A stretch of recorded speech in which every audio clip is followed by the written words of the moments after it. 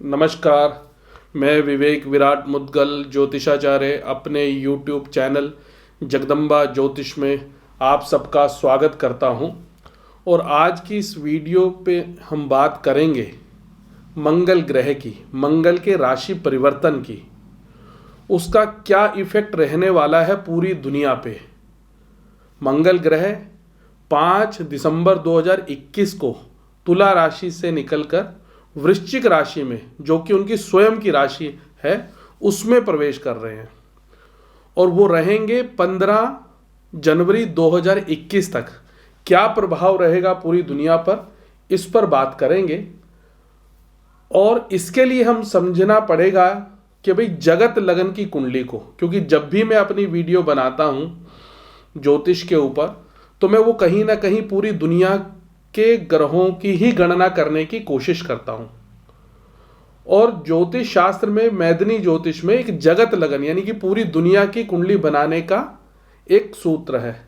उस सूत्र के अनुसार जगत लगन की कुंडली में जो मंगल महाराज हैं वो 11वें घर में प्रवेश कर रहे हैं। तो यहां हमें समझना है मंगल ग्रह को, और वहां पर विराजमान है वृश्चिक राशि में पहले से ही सूर्य, बुध, केतु और इसके साथ साथ चंद्रमा। इनका क्या संबंध है और इनका क्या प्रभाव है, उस पर बात करेंगे। ये कोई भविष्यवाणी नहीं है, परंतु ग्रहों की एक चर्चा है कि ग्रहों का क्या फल है, इससे समझा जा सकता है। तो मंगल को समझने के लिए, क्योंकि मंगल के ऊपर बात है, तो सबसे पहले मंगल को समझना है। मंगल क्या है? अग्नि कारक ग्रह है और मंगल को दक्षिण दिशा का स्वामी कहा गया है। और मंगल जो है हमारे शरीर के अंदर रक्त का कार्य करता है, यानी कि ब्लड हमारे शरीर के अंदर। और मंगल को सभी ग्रहों में सेनापति की उपाधि मिली हुई है, यानी कि ग्रहों के सेनापति हैं मंगल। और युवा अवस्था के कारक है, यौवन के प्लेनेट है, यानी कि जवानी के प्लेनेट है मंगल। तो मंगल जब राशि परिवर्तन करेंगे, एक क्रूर ग्रह, वो भी सेनापति, शक्तिशाली, तो निश्चित रूप से कुछ ना कुछ बड़ा होगा। और वो जब संबंध बनाएंगे केतु के साथ, तो इसका मतलब और बड़ा होगा।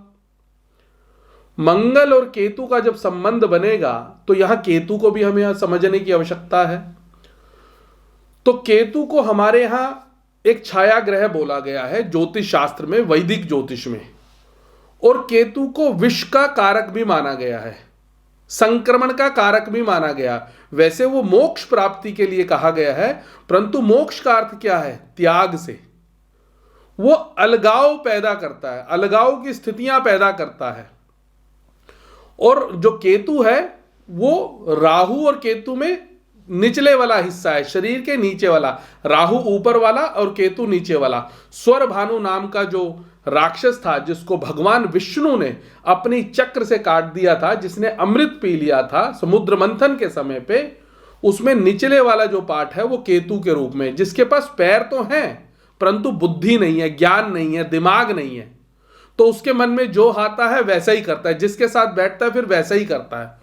और केतु को कहा गया है वायु तत्व प्रधान, और उतनी ही वेग गति से चलता है। इसका अर्थ यह है कि जिस चीज के पीछे पड़ जाता है बस बिल्कुल पूरी तरह से पड़ जाता है, और वो भी क्रूर है।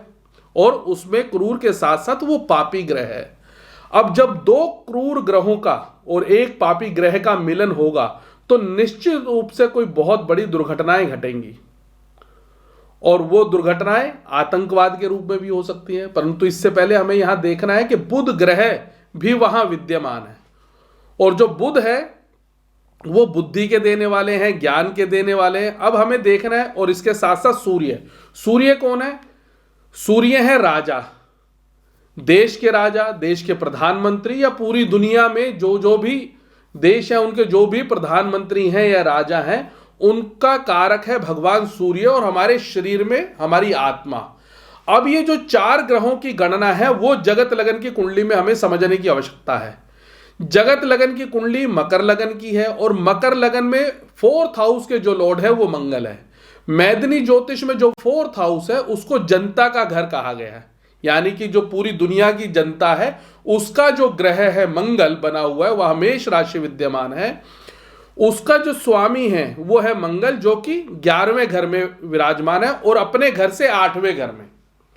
तो जब कोई ग्रह अपने घर से 8वें घर में चला जाए तो 8वें घर को समझने की आवश्यकता है। 8वां घर किसको इंडिकेट करता है? मैंने अपनी पिछली वीडियो में भी कहा था सूर्य ग्रहण वाली में कि 8वें घर का अर्थ है मृत्यु से, शमशान से, छुपे हुए षड्यंत्रों से, गुप्त चीजों से, गुप्त खोज से, जमीन के नीचे का जो पार्ट है यानी कि पाताल, उससे।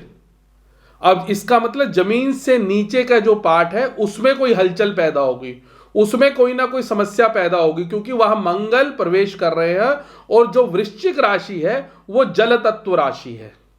तो जल तत्व राशि का मतलब हुआ कि जल में कुछ ना कुछ उद्वेग पैदा होगा, कोई भूकंप पैदा होगा, कोई इस प्रकार का ज्वालामुखी का विस्फोट हो सकता है, क्योंकि जमीन के नीचे का पार्ट जहां अंधेरा है, गुप्त अंधेरा है, क्योंकि 8वें घर को बिल्कुल अंधेरा का है, अंधकार में, पाताल में अंधेरा होता है। तो जनता के घर का मालिक अपने घर से 8वें घर में विराजमान है और 8वां घर मृत्यु और शमशान को इंडिकेट करता है।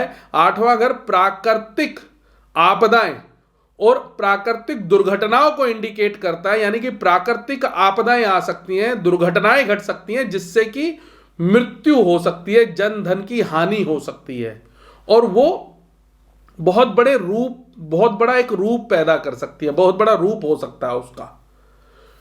और इसके ही साथ जैसा कि मैंने आपसे कहा कि बुध भी वहां विद्यमान है, पहले से ही मंगल के प्रवेश करने से पहले से ही विराजमान है। तो जगत लगन की कुंडली में जो बुध है वो 6ठे घर के मालिक है और 6ठा घर क्या होता है? रोग का, कर्जे का, शत्रु का। तो इसका मतलब, और वो जो 6ठा घर है, 6ठे घर से वो जिस घर में प्रवेश कर रहे हैं उनसे भी वो 6ठा घर है, यानी कि जो 11वां घर है, जो राशि है, अगर वहां से आप गणना करेंगे मिथुन राशि से वृश्चिक राशि तक, तो वो 6ठी राशि बैठेगी 3, 4, 5, 6, 7 और 8। तो रोग के घर का मालिक रोग के घर में प्रवेश कर चुका है, वहां विराजमान है केतु के साथ, सूर्य के साथ और वहां बैठे हुए मंगल के साथ, जहां मंगल प्रवेश कर रहे हैं। तो ध्यान रखने वाली यह आवश्यकता है कि कहीं ऐसा ना हो कोई बीमारी का विस्फोट हो जाए, क्योंकि मंगल जो है वो विस्फोट के कारक है, अग्नि के कारक हैं, विस्फोट के कारक हैं और फौज के कारक हैं। तो फौज में क्या होता है? लड़ाई झगड़े के कारक है, किसी प्रकार की बीमारी का विस्फोट ना हो। तो इस बात का भी ध्यान रखने की आवश्यकता हमें है, उसके लिए हमें सावधान रहने की आवश्यकता है, स्वयं पे संयम बरतने की आवश्यकता है, क्योंकि जगत लगन की कुंडली में वर्तमान समय में जो ग्रहों की स्थिति है वो कहीं ना कहीं कष्टकारी है। अब इसके साथ साथ मैंने भगवान सूर्य की बात करी थी, जो कि सभी ग्रहों के राजा है और सूर्य जगत लगन की कुंडली में 8वें घर के मालिक है। जो 8वां घर है वो मृत्यु को दर्शाता है, जैसे कि मैंने पहले बताया। 8वें घर के मालिक होकर सूर्य 11वें घर में चले गए, जो कि 8वें घर से चौथा घर पड़ता है और जो 4th हाउस है, फिर वही बात है कि वो जनता को दर्शाता है। तो जनता को दर्शाता है, भूमि को दर्शाता है। 4th हाउस से ही हम प्रॉपर्टी की कैलकुलेशन करते हैं। भूमि और मंगल भूमि पुत्र है, तो भूमि पुत्र इस पृथ्वी पर कौन है? हमारे देश में कौन है? भूमि पुत्र वो हैं जो भूमि के ऊपर कार्य करते हैं। तो भूमि का कार्य कौन करते हैं? भूमि से जो धन को कैसे पैदा करते हैं वो किसान हैं।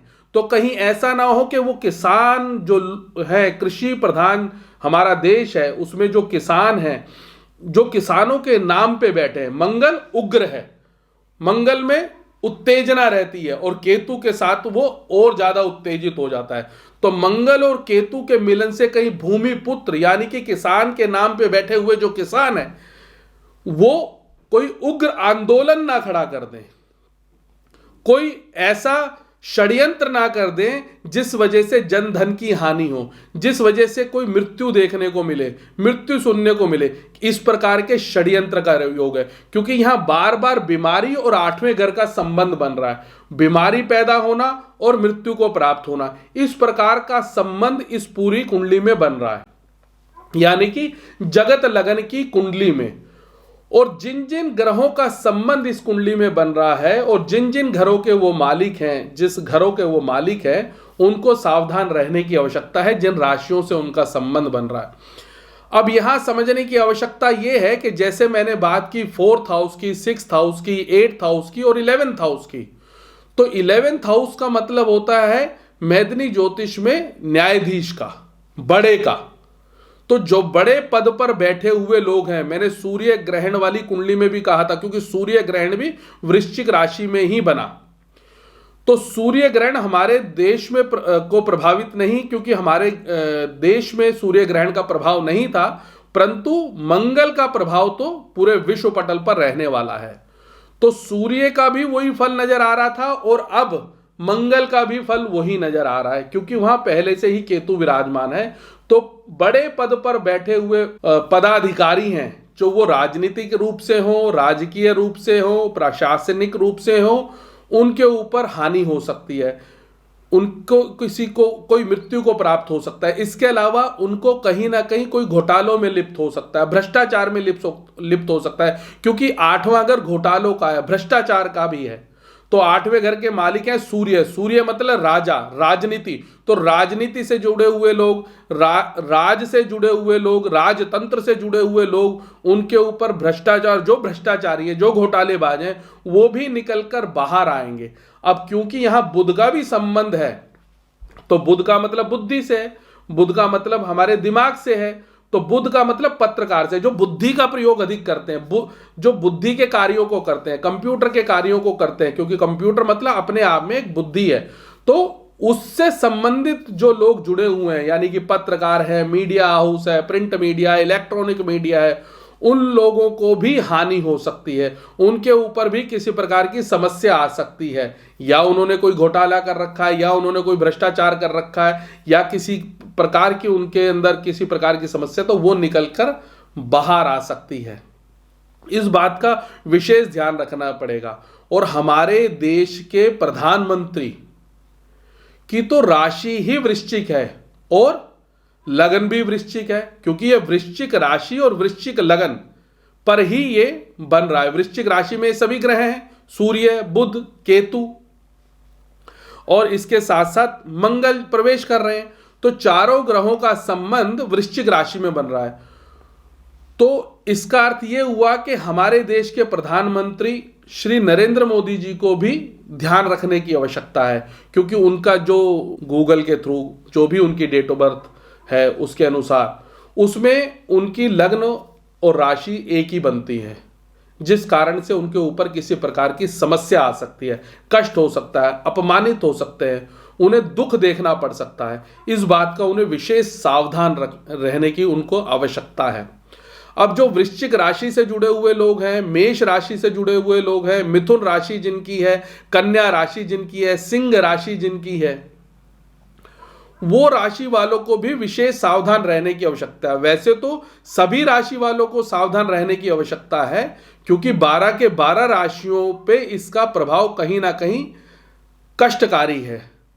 कष्टकारी इसलिए कि 4 ग्रहों का संबंध, वो भी क्रूर ग्रह सूर्य, मंगल, केतु का संबंध वहां बन रहा है, और वो जगत लगन की कुंडली में भी कहीं ना कहीं अशुभ अवस्था के, अशुभ घरों के मालिक है। इसलिए सभी राशि वालों को ध्यान रखने की आवश्यकता है, परंतु विशेष रूप से इन 6 राशि वालों को अधिक संभलने की और समझने की आवश्यकता है, अन्यथा हानि हो सकती है।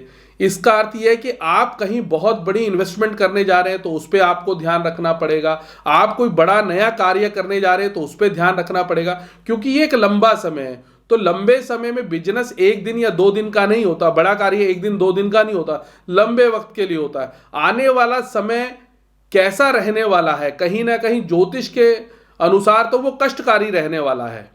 उसका दूसरा भी सबसे बड़ा कारण है कि मैंने पीछे कई वीडियो में आप बताया हुआ है कि ये जो संवत्सर चल रहा है, इस संवत्सर का नाम है राक्षस नामनी संवत्सर, और अभी ये अप्रैल तक चलने वाला है। तो राक्षस नामनी संवत्सर में राक्षसीय प्रवृत्ति एक्टिव होगी, राक्षसीय प्रवृत्ति को मानने वाले लोग एक्टिव होंगे। और केतु एक राक्षस ग्रह है, केतु क्रूर ग्रह है, और राक्षस ग्रह होने के कारण वो सबसे ज्यादा एक्टिव है, और सभी ग्रह सूर्य, मंगल, बुध केतु के साथ विराजमान है।